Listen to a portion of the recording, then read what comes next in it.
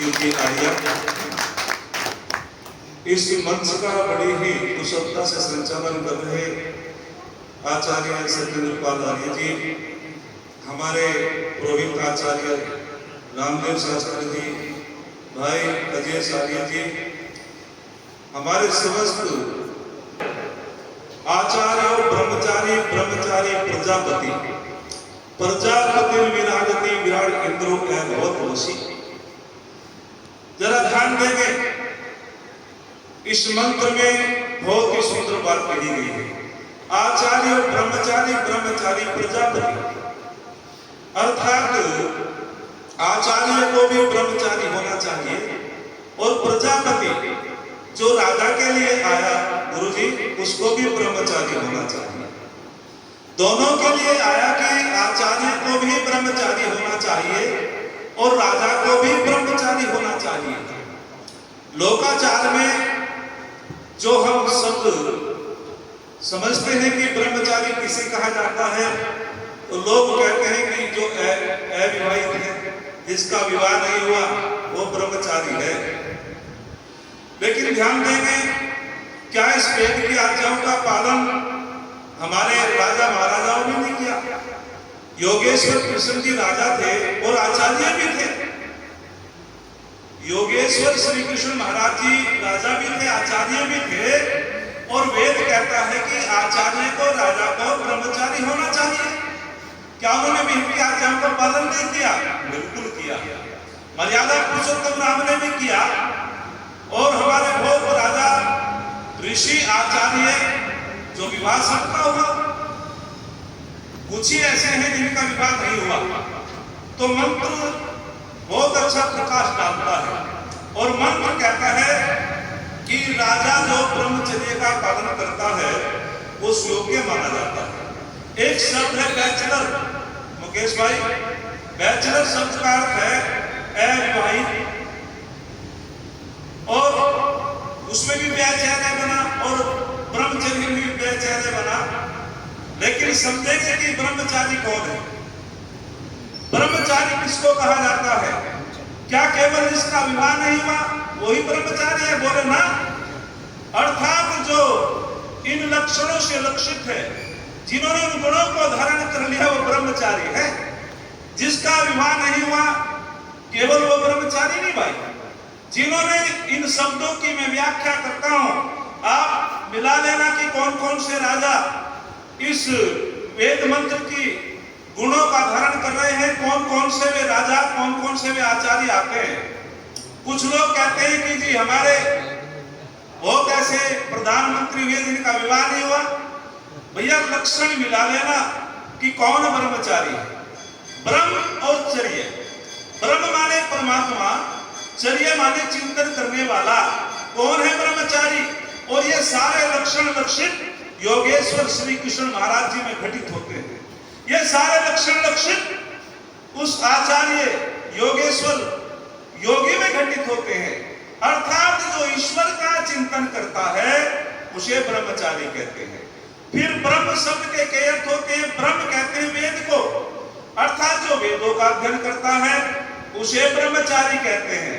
अध्ययन करके विजयपाल जी उसका पालन भी करता हो उसे ब्रह्मचारी कहते हैं। और फिर कहा ब्रह्म शक्ति, अर्थात जो शक्ति, और चर्य माने संचय करने वाला। राजा कैसा होना चाहिए? जो अपनी शक्ति का संचय करे, चाहे वो भौतिक संपदा हो, आध्यात्मिक संपदा हो, जो अपनी सीमाओं की सुरक्षा करता हो, और जो हाथ पे हाथ बैठ जाता हो रख कर कहे कि कोई बात नहीं भाई, बहुत बड़ी सीमा है देश की, वो ऐसा राजा ब्रह्मचारी की कोटि में नहीं होगा भाई, वो योग्य नहीं होगा।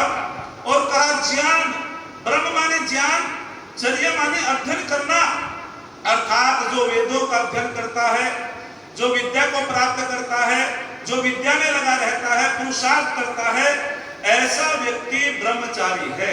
तो मैं आपसे पूछना चाहता हूं, क्या योगेश्वर श्री कृष्ण महाराज जी में ये लक्षण लक्षित थे या नहीं? तो ब्रह्मचारी हुआ।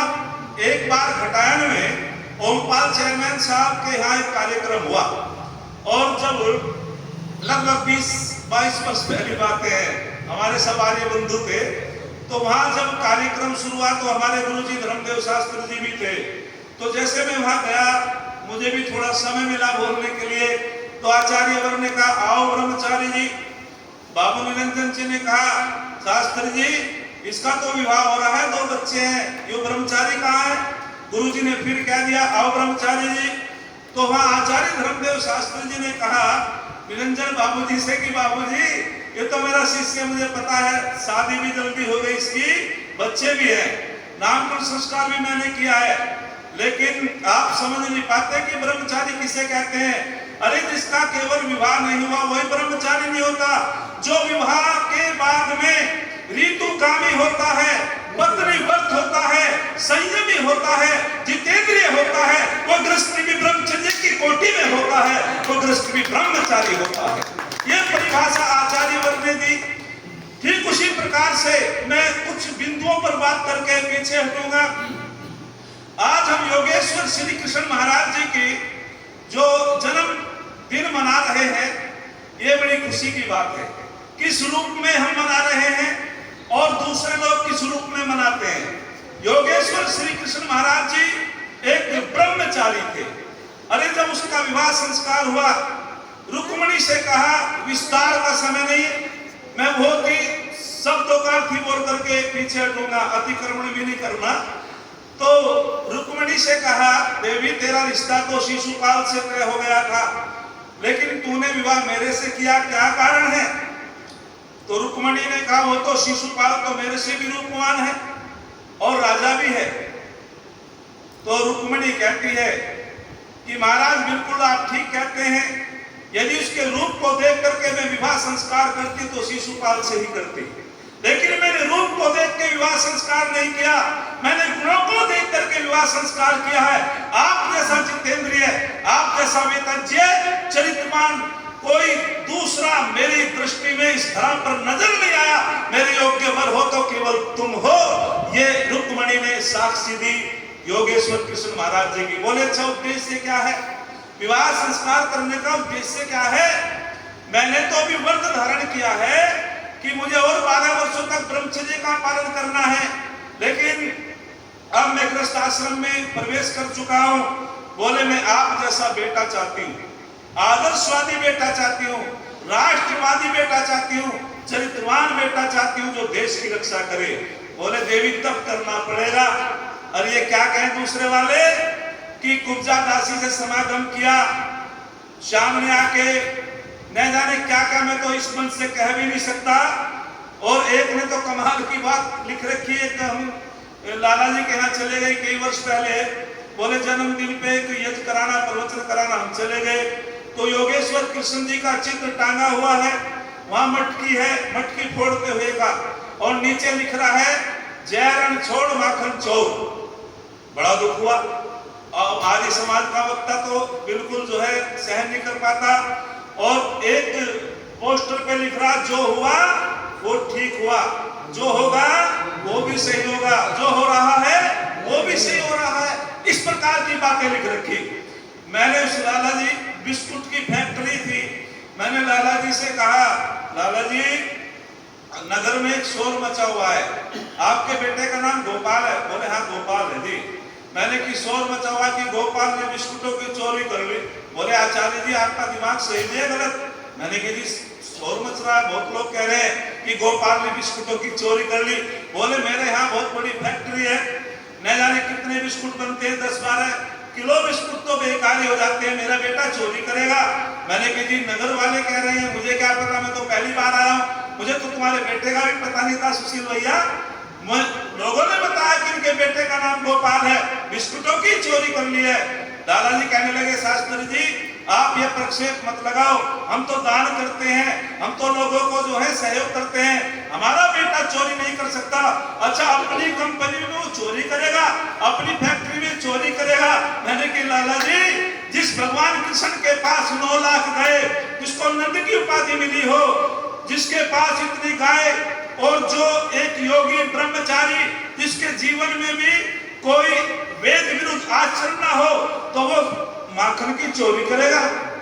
बोलो क्या वो माखन की चोरी करेगा, दही की चोरी करेगा? तुम्हें लज्जा नहीं आती? एक योगी पे प्रक्षेप लगाते हुए लाला जी मौन हो गए। और मैंने कि क्या लिख रखा है, जो हुआ वो सही, जो होगा वो भी सही, जो हो रहा वो भी ठीक, बिल्कुल गलत। योगेश्वर कृष्ण महाराज जी का जीवन वेदानुकूल था। उन्होंने कभी समझौता नहीं किया, उन्होंने कभी समझौता नहीं किया है। वे जो बात कहते थे स्पष्ट कहते थे। जब अर्जुन मोह में आ जाता है कुरुक्षेत्र के युद्ध में, योगेश्वर कृष्ण जी कहते हैं, अरे स्वजन के मोह में मत आ, सुजन की रक्षा कर, तू क्षत्रिय है।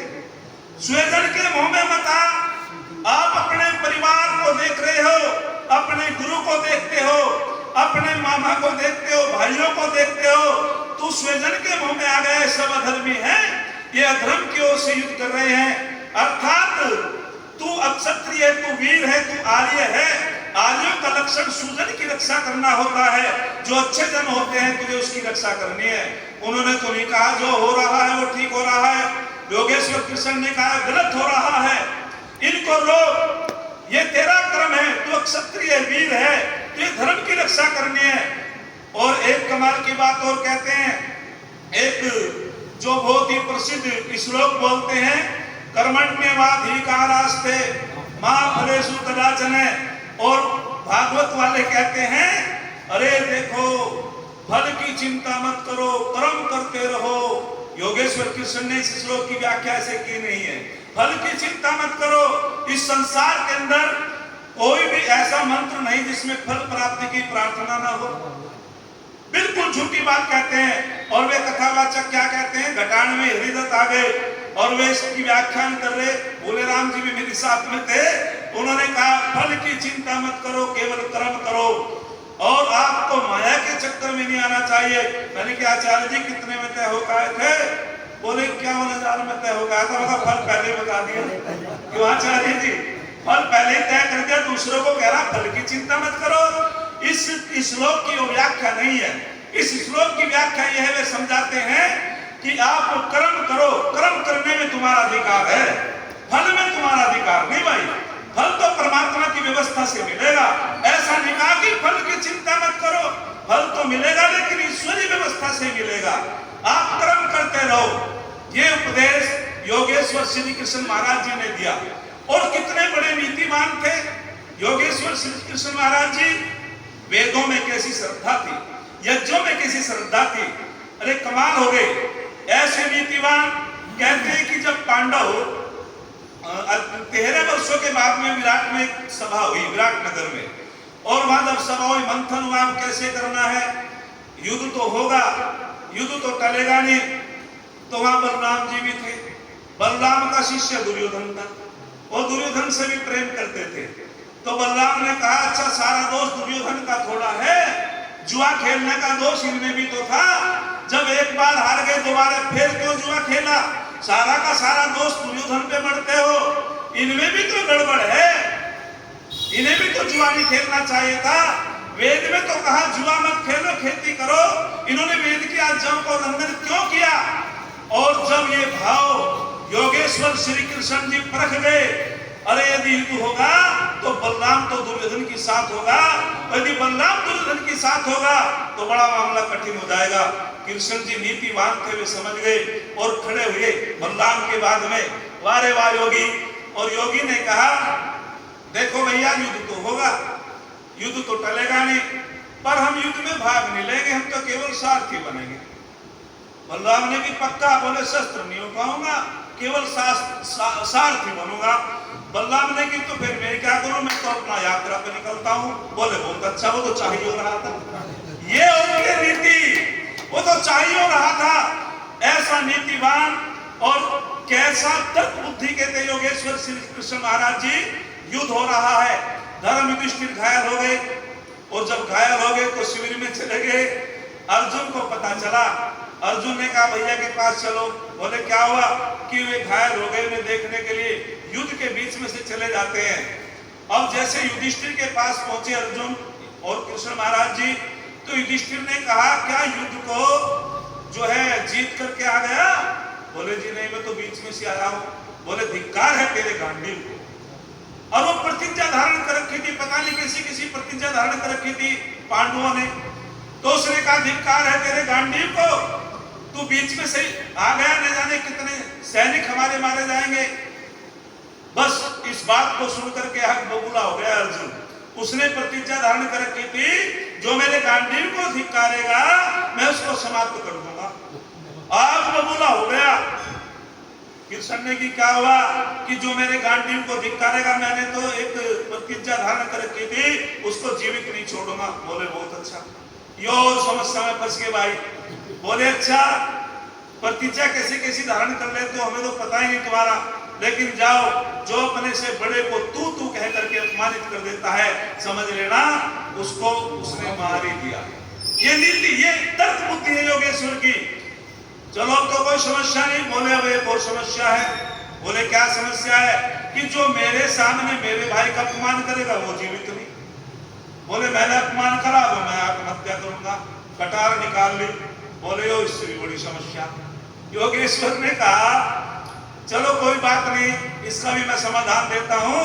जो केवल अपनी स्वयं आत्म प्रशंसा करता है, मेरे जैसा कोई विद्वान नहीं, मेरे जैसा कोई धनवान नहीं, मेरे जैसा कोई बुद्धिमान नहीं, मेरे जैसा कोई अक्षत्रिय नहीं, जो स्वयं अपनी प्रशंसा करता है वो समझ लो अपनी आत्मों का हनन करता है। फिर उसने ये कहा मैं बहुत बड़ा वीर हूं, बहादुर हूं। तो वो समाधान हुआ। ऐसे नीतिज्ञ थे योगेश्वर श्री कृष्ण महाराज जी। उनके हर बिंदुओं को यदि हम छुएंगे, निश्चित रूपेण उनका जीवन एक एक वाक्य ग्रहण करने योग्य है। तो मैं थोड़ी सी बातें आपके बीच में रखी। आचार्य ब्रह्मचारी ब्रह्मचारी प्रजापति, प्रजापति विराजति विराज इंद्रो अभवत वशी, ये सारे के सारे गुण उनके अंदर घटित होते हैं। योगेश्वर कृष्ण ब्रह्मचारी भी थे, आचार्य भी थे। आचार्य उपनय, तीन शब्द और योगी के होते हैं, बहुकर्मा, बहुप्राज्य, अग्निजा। ये योगेश्वर कृष्ण जी के अंदर गुण थे। बहुकर्मा यानी कि वे अनेक उद्देश्यों को लेकर के चल रहे थे। वे साधक भी बहुत ऊंचे थे, वे राष्ट्रभक्त भी बहुत ऊंचे थे, लकीर के फकीर नहीं थे। बहुप्राज्य, उनके अंदर बहुत विचार थे, अनेकों विचारों से अर्जुन का मार्गदर्शन किया था। अग्निजा, वो एक अग्नि से उत्पन्न हुए थे और वे ऐसे आचार्य थे जो आचार्य की एक नेत्र, आचार्य के नेत्र से ही उनका शिष्य देखता है, एक ज्ञान चक्षु से देखता है। योगेश्वर कृष्ण महाराज जी की आंखों से ही अर्जुन देखता था, उनकी बुद्धि से ही वो चलता था। जो अग्नि में तप जाता है निश्चित रूपेण वही दूसरे को प्रकाशमान करता है। ऐसा जीवन योगेश्वर श्री कृष्ण महाराज जी का था। और उन्होंने, एक महर्षि वशिष्ठ महाराज ने कहा कि उनका जीवन बहुत उत्तम था, वे बहुत चरित्रवान थे। महर्षि वशिष्ठ महाराज जी कहते हैं अरे माता पिता जन्म देता है लेकिन आचार्य बुद्धि और संस्कार देता है, उसे आचार्य कहते हैं, उसे योगी कहते हैं। इतने गुण योगेश्वर कृष्ण महाराज जी के अंदर थे। अधिक न बोलते हुए आचार्य चाणक्य ने बहुत सुंदर बात कही कि हमें अच्छे लोगों की संगति करनी चाहिए। एक ब्रह्मचारी ने खड़े होकर के कहा यदि विद्वान हो तो, बोले हमको गलत लोगों की संगति नहीं करनी चाहिए। बोले यदि विद्वान हो तो, आचार्य चाणक्य कहते हैं चाहे विद्या से अलंकृत क्यों ना हो, यदि आचरणहीन है, चरित्रहीन है, उनकी संग बिल्कुल नहीं करना चाहिए। और आचार्य चाणक्य कहते हैं क्या मणि को धारण करने वाला सर्प भयंकर नहीं होता? अरे जो भी उसके पास जाएगा उसको वो डसेगा, डसे बिना बिल्कुल नहीं मानेगा। इसी प्रकार से यदि चरित्रहीन विद्वान भी होगा उसको कलंकित करेगा, उसको बिना कलंकित करे नहीं मानेगा।